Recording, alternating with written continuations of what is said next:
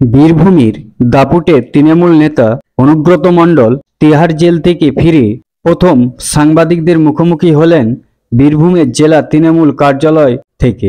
তিনি সাংবাদিকদের মুখোমুখি হয়ে বলেন, কালীপুজোর পর থেকেই ব্লকে ব্লকে গিয়ে জনসভার মাধ্যমে ফের জনসংযোগ ও রাজনৈতিক প্রচার শুরু করবেন। তিনি ঠিক কি বললেন শুনে নেওয়া যাক। মনে হয় খুবই ভালো আছি। আপনাদেরকে আমি সহযোগিতা করতে বলবো, অনুরোধ করবো, আমার মুখ্যমন্ত্রী এখানে এসেছিল, ধন্যবাদ জানাই। সব ধরনের মানুষ সাহায্য করুন, বন্যার ক্ষেত্রে, সারদার পুজোর ক্ষেত্রে। অভিষেক ব্যানার্জি এই বার্তা গোটা পশ্চিমবাংলার মানুষ, সবাই গোটা বীরভূম জেলার মানুষ যে যেখানে আছে, এমএলএ, লিডার, সভাধিপতি, সবাই একসঙ্গে মিলে কাজ করে আর মানুষের পাশে থাকে। আগামী দিনে কর্মসূচি কি হবে? কর্মসূচি কি থাকছে? এখন তো এই বর্ষা, পুজোটা যাক, কালী পুজোর পর দিওয়ালির পর ব্লকে ব্লকে যাবো, মিটিং করবো। কালী পুজোর পর থেকে সক্রিয় আমি যেমন বললাম, সবাই মিলে করবো। আমরা আগের মিলে কেন করবো না? তাই কি জন্য পার্টি অফিসে আসছে, কি জন্য মানুষের সঙ্গে কথা বলছে, সাধারণ মানুষ মিলবে, বুথের মানুষ, আর কেউ যেন অশান্তি না, সবাই যেন ভালো থাকে, সবাইকে নিয়ে যেন চলে। কেউ বুঝিয়ে দিল আর দুটো বাইক দিয়ে দিলাম, লাভ। অনেক বাইক পেয়েছে। কলকাতা যাবে, সেদিন চিকিৎসার পাশাপাশি কি মুখ্যমন্ত্রীর সঙ্গে দেখার কোনো পরিকল্পনা রয়েছে? না, আমি আমার নিজের চিকিৎসা করতে যাব এখন, তবে যাওয়া উচিত আমি মনে করি।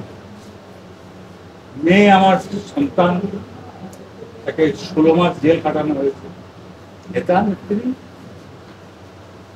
তো নয়, সাধারণ বাড়ি। যাক, ঈশ্বর, আমি এমন কিছু অন্যায় করেছিলাম ঈশ্বরের কাছে, তার পাপ শাস্তি পেয়েছি। সবাই মিলে একসঙ্গে করি, কেউ ভেদাভেদ করো না। মুখ্যমন্ত্রীর নির্দেশ, অভিষেকের নির্দেশ, সবাই মিলে শান্তি বজায় রাখো। বীরভূম জেলা, ওয়েস্ট বেঙ্গল, যে যেখানে আছে সব।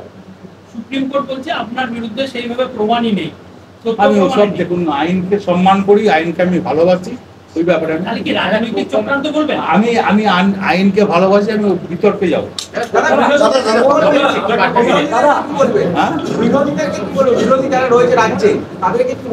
এখন আমি কিছু বলছি না, বললাম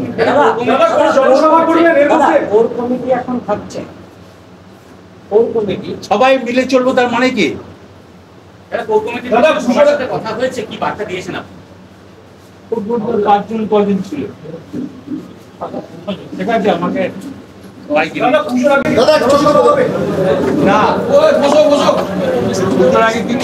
কালী পুজোর পর, এখন এই লক্ষ্মী পুজো বন্ধ বৃষ্টি, মানুষ খানাকুল ভাসছে, দাদা বসে বলো, খানাকুল ভাসছে, লাভপুর ভাসছে, কিন্নার ভাসছে, সাধারণ মানুষ। শারদিয়ার সবাইকে শুভেচ্ছা। মা শারদিয়া যেন সবাইকে নিয়ে চলে, বন্যা বন্ধ করুন। কৃষিতে কত ক্ষতি হয়েছে বলতো, কৃষিতে কত ক্ষতি হয়েছে দাদা, 2 বছর পর আবার কৃষিতে কত ক্ষতি হয়েছে। সবাইকে ভালোবাসছি, সবাই থাকবে, সবাই আসবে, সবাই একসঙ্গে চলবে। মুখ্যমন্ত্রী অভিষেকের নির্দেশ। মুখ্যমন্ত্রীর সাথে কি কথা দলীয় কর্মীরা যা আসছে, যা বার্তা দেওয়া, সব কিছু মুখ্যমন্ত্রীর সঙ্গে কথা হয়েছে? করছি ভাই, কেউ ঠেলাঠেলি করবে না।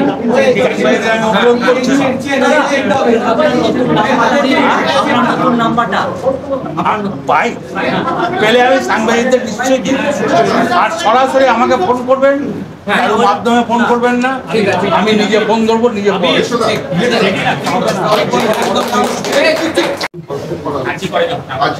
মুখ্যমন্ত্রী করছি, নিশ্চয়ই দেখছি। ছিলাম না, আমি জানি না। দাদা একটা জিনিস, বোলপুরে একটা এই যে হকারদের একটা ইয়ে করা হয়েছে, হকার উচ্ছেদ করা হয়েছে, ওসব ব্যবসা করছিল, সরকারি জমি জবরদখল করে তাদেরকে সরিয়ে দেওয়া হয়েছে। এখানে একটা বুলডোজার চলেছে বোলপুরে সার্বিকভাবে। এদের পুনর্বাসনের ব্যাপার নিয়ে আপনি তো সেই সময় ছিলেন না, কিছু বলবেন? Bureau report, ND Bangla news. সবার আগে সব খবর, সঠিক খবর পেতে ফেসবুক পেজটি ফলো করে ইউটিউব চ্যানেলটি সাবস্ক্রাইব করে রাখুন আর শেয়ার করতে ভুলবেন না।